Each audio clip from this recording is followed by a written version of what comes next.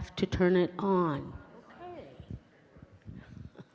Good afternoon. This is later than we wanted it to be, but it is what it is. So welcome. Glad you're here in this corner. I've just brought in this beautiful memorial set that Pete made. And in that we have the remainder of the ashes for Peggy. Her family did some of them and left some for us because they thought we might like to have a moment like this. So I thank you, Fred, for being willing to play for us. I'm going to ask you to turn in your hymnal to number 247. We're not going to sing it just yet. I'm going to say maybe two more words of welcome, welcome, welcome, and then I'm going to say a small prayer. And while we're singing this song, which is one of Peggy's favorites, My Shepherd is the Living God. Whose favorite is this? It's just a favorite of all of us. I think it's the favorite of all of us. It's my favorite. It is. The third verse is my absolute favorite. The sure provisions of my God. Will you pray with me for just a moment? And then we'll sing this wonderful song, this wonderful hymn that Mary Ellen was good enough to give us in a print that's big enough to see. So, pray with me. When we have sung this hymn, we'll give you who wish to an opportunity to share a few words of remembrance. And I'll bring you the microphone, I promise. And then we'll go out for the committal with the ashes. And maybe I'll say a prayer, and we'll say the Lord's Prayer before we leave. Yes? I hope that. Does this do it? Yes. Pray with me. We give you thanks, O God, that we have come again to this place. And while there are those who are no longer with us, we do give you thanks for a moment in which we can celebrate their lives among us. We give you thanks for them, for the ministries they shared with us. And now we give thanks that they are among those in the celestial choir. Those who are part of this community and will always be, because they're in our hearts and now close to yours. Amen. Fred, I'm going to walk to the back of the sanctuary where I left my prayer book and my hymnal, but I'll be back. And thanks to Mary Ellen for printing out text in a large font. But if you want the notes, you can turn to 247 and reduce it your hymn.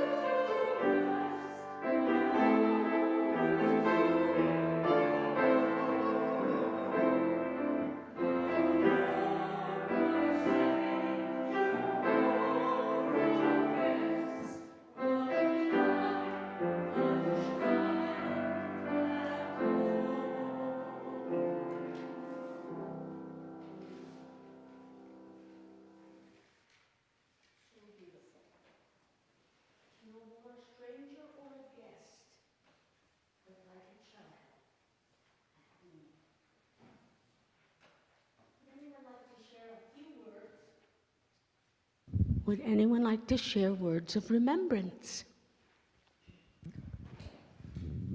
Start in the back and go to the front.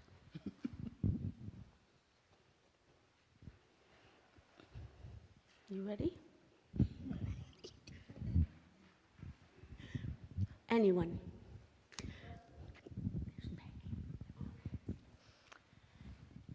This is a short story. Shortly after we moved here and joined Central, Rob, who's in the commercial furniture business, said he needed, or his company needed someone to sort of manage the library of fabrics and so on. And just on impulse, because he mentioned maybe a retiree part-time. So on impulse, I said to Peggy Berry, this is what Rob's company needs. Do you know anyone that might be interested? And her face was transfigured. And I'm not kidding. It was as if God had sent me to her, and this is what she needed. And she jumped on it, and she did it many years, didn't she, Donna? Yeah. So that's my story. I don't know why I went to her, but there we go. I remember Merle first, she catered my wedding way back in 1982 and just did a wonderful meal. She was just the most gracious lady. And then she did my sister's 3 years later and just made me a beautiful wedding cake too that I remember. She was just so quiet. And then years later we did soup kitchen together a few times and just got to chat, and it was just really nice. So I miss her. Okay. Oh, Peggy Broadnax. Martha Smith, and I bid on one of Merle's quilts at one of our silent auctions, and I brought it in for everybody to see because I think about her every time I use it. And then my only story of Peggy Berry is bringing in food for a reception where she was in the kitchen, large and in charge, and replating everything that walked in. And I had walked in with my plated sandwiches, and I had put little garnishes on them, and she gave it a look, and I thought, oh, well, that's going to be replated. But it actually made it to the reception. Just like I brought it in, I passed the Peggy Berry test. So. Martha is up to those standards. My name's Rob Thompson, and I knew Peggy a long time because we hired her many, many moons ago, and she stayed in that job for, I think, 30 years almost. And what I remember most about her is that she was always exact. And Peggy, there was no, gray area. It was black or white, and she knew which one it was. And she ran those bazaars, if anybody remembers those bazaars, and I was always scared of her, so, and so when she ran those bazaars, boy, we brought stuff in, and she told us where to put everything and how much to charge. And don't negotiate, don't, reduce your price. And she was a tough person, but she had so much love for this church that it's hard to repeat that over the years. So bless her heart.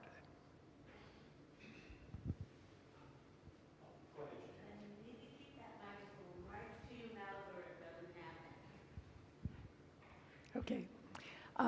Yeah, and just for the record, Geneva Benoit, and the most wonderful furnitures that are all architecturally appropriate and still in this church were selected by Peggy at the time of our last capital campaign and restoration, and they're absolutely perfect. This is an architecturally important building, and she did that. And she was responsible for our wedding in 2006. Everything that went right that day was orchestrated by Peggy. And everything that went wrong, I did myself. Life just keeps teaching you. And the last thing I want to say is that Peggy she's a life deacon, but she was on the active board of deacons for so many years. And another departed friend, Judy Carson, had an expression for this church. She called us the Church of Vague Instructions. Of vague instructions, yes. Peggy railed against that. for her entire tenure here. And there were instructions for everything, and she held the key to the vocabulary, the cabinet in the Commons, so that nobody would mess it up. And deacons, and I'm one. You don't want to look in there now. Peter wants to speak too, and then Fred. I'm Pete Benoit, and lots of memories of Peggy over many years. But I think the main one is more on the somber side. Sylvia is one of the 5 of us who met every month for 5 years when we were all caretaking a significant other, and Peggy was part of the group. And I think our support and of each other was totally needed, totally needed, and I'm so thankful for that memory. Because you bring it up, you should know that that support group continues through Plymouth Harbor for people who are caring for older adults. Anyone? Here we go. Donna first, and Sylvia, but you must put it as close, keep it as close. Donna Hankins. I go back to when we first started at Central, and Peggy and my son were in the same Sunday school class together later on in years. And today I took a tour. I walked down to the end of the Sunday school wing. It looks lively. So it's good to see signs down there and so forth and activities. Peggy and I, when we kind of spent a lot of time in closets around cleaning them out, we'd get calls from when Bill Scott was the minister, Donna, where did you and Peggy put? And then he'd go on to find, yeah, but lots of happy memories. My name is Sylvia Babu, and Pete has said how I knew Peggy many years ago. And today, at that time, my father was living with me, and we shared the challenges of caretaking, but also some of the joys of caring for loved ones. Today, Larry Myers happens to be my significant other, and he very much wanted to be here because he knew Peggy too, but he's had shoulder surgery, and he said, please tell Mom I'm grumpy and I don't want to be around people when I'm grumpy. I said, no, nobody wants to be around you. I have to, but nobody else does. And so that's why he's not here, but he did want to share his memories too of Peggy, because he did a lot of work for Peggy. And Larry and myself first got together. He said, I have to take you to see Peggy. And so he did. Of course, Peggy knew me, but Peggy didn't know we were together. But he wanted Peggy to know, and I remember her joy.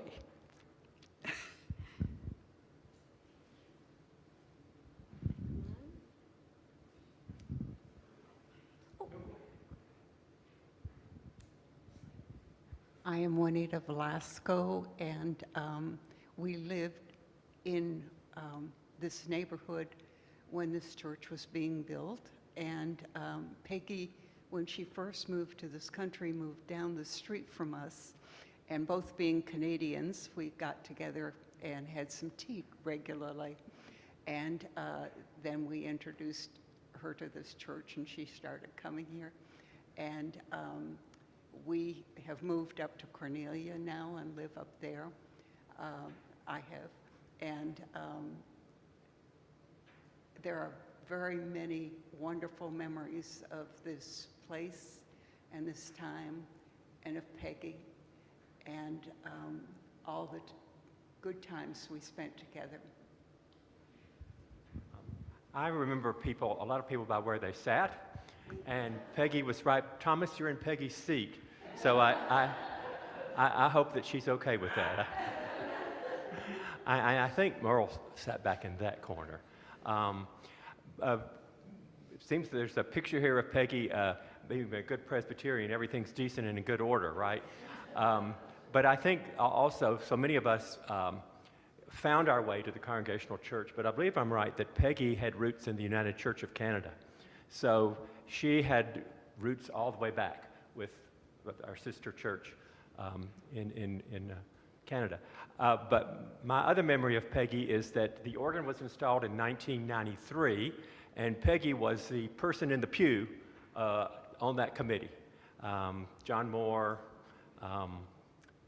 Sharon Neely, Liz Rice, she rode around with us all over East Tennessee and parts of Georgia, checking out organs. And it was, of course, many of you remember it was a big deal because there was a screen here that concealed the speakers for the electronic organ.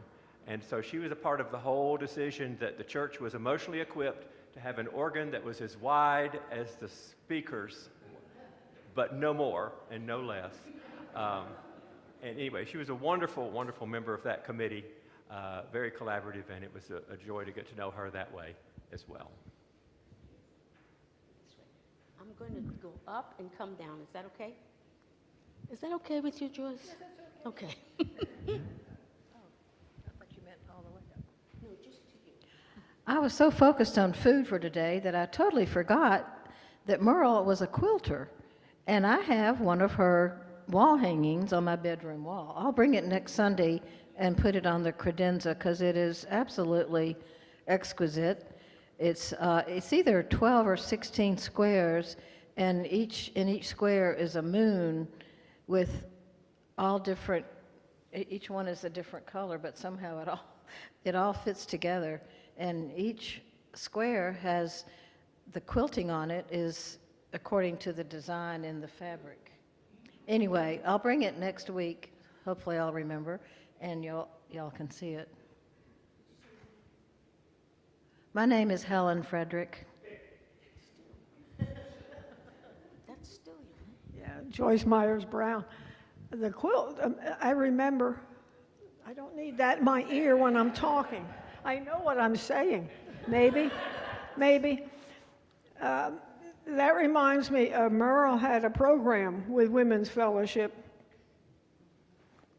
I don't know what year, and brought a lot of the quilts. And I know nothing about threads or needles or let alone quilting, but I really have admired what she has produced over the years.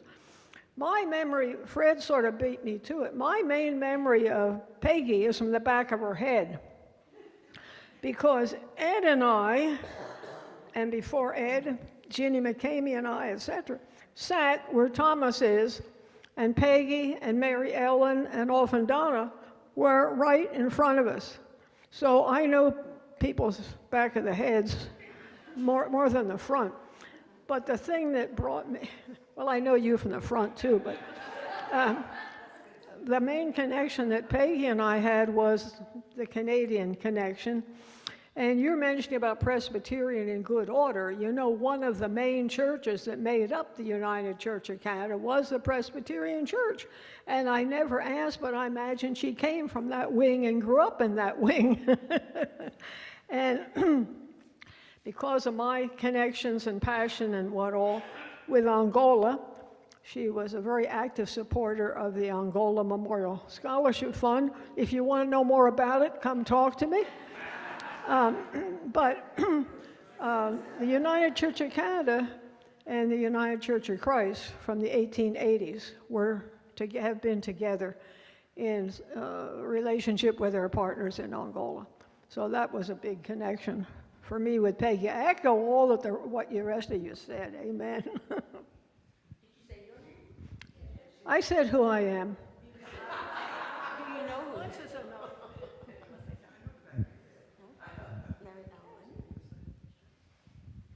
Mary Ellen Myers. Yeah, I'm the back of the head. pewmate and I'll tell you the story of how that came to be.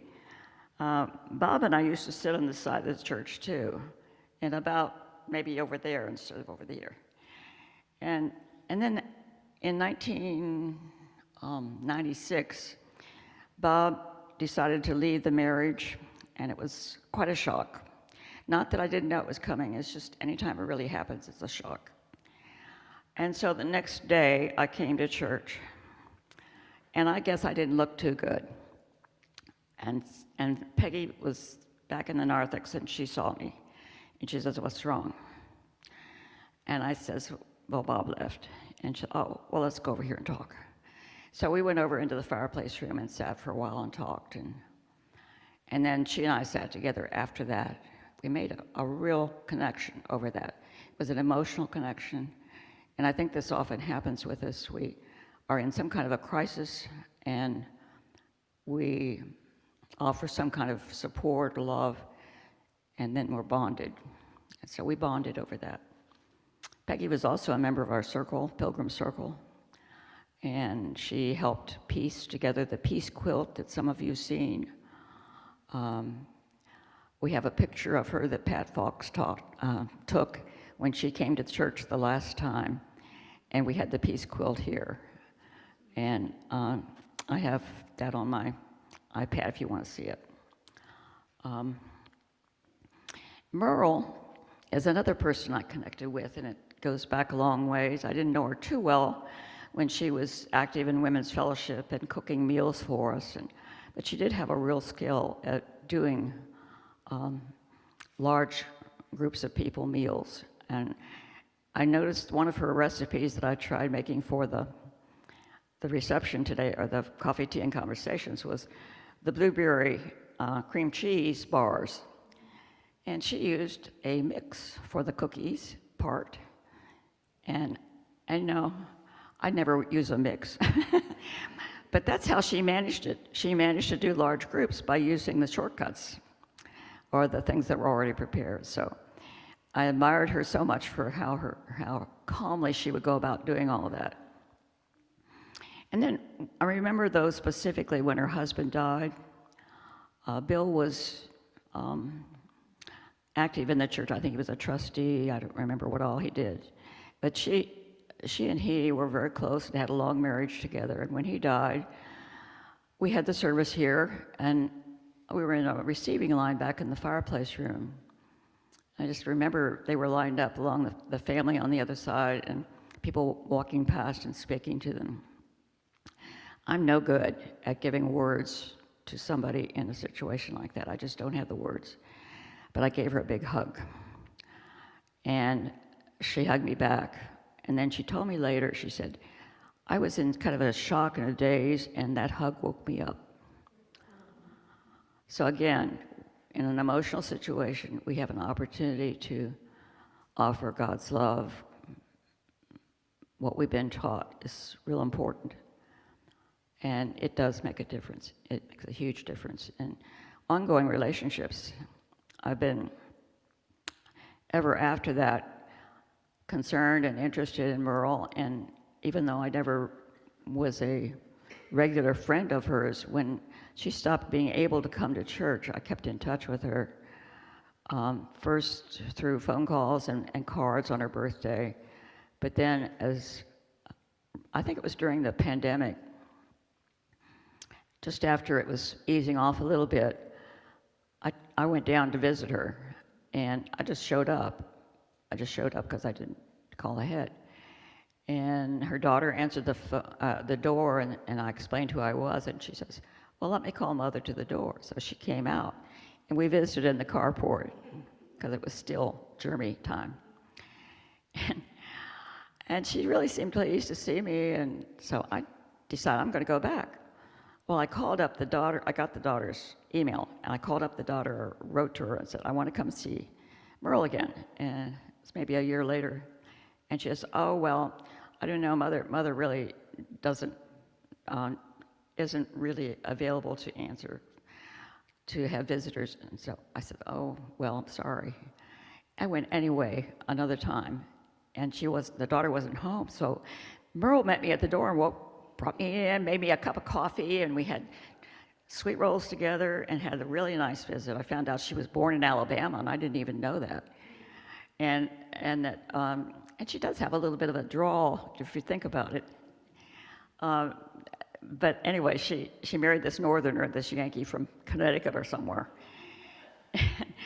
And so that's why I always thought she was from the Northeast too. But anyway, we ended up having this time of real getting to know each other better, and I'm so glad that there were times like that for her. And then June Schuster, for a while, Merle was picking June up and bringing her to church when Merle was probably about my age. So, and I'm 91. So that was something.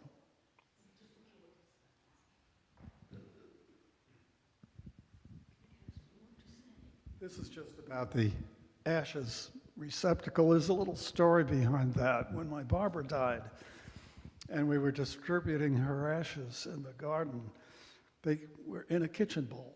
I had nothing else. And one day Truman Moore came to me and said, "Peter, we need something better." So he asked me to make that, and so I made that. Thank you. It was clear to me that somebody made that. And to know that it was made by your own hands for the needs of this particular church. I did not know Merle and I did not know Peggy. But what I know of them from you is one of the things that's very important for churches to do is to make memories together. And we have to make memories together. We're making meaning together. We're figuring out what it means to be followers of Christ together. We must make those memories, and we must make the time to see one another and learn where you were born and other things like that. Because when the world's on fire, you need friends. And it's usually on fire and somewhere. Yep. Pray with me.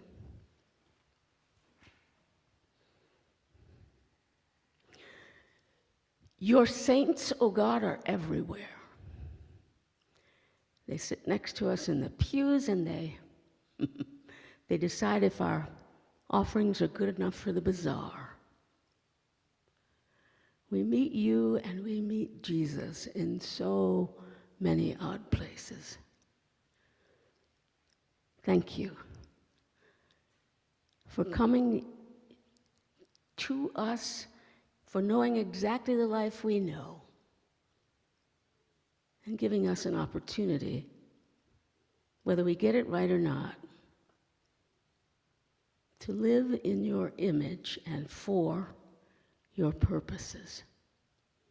We give you thanks especially this day for Merle and for Peggy, and for the ways that their lives shaped this congregation that we know today through their long history and service in this place, and the love they shared with many, some of whom are here now. We give you thanks and ask your blessings in the name of the one that you loved so much. He was sent here to live among us. Amen. Well, do we want to sing again? No. We want to go outside and do ashes. Okay? With that beautiful... Fred, will you carry it, please?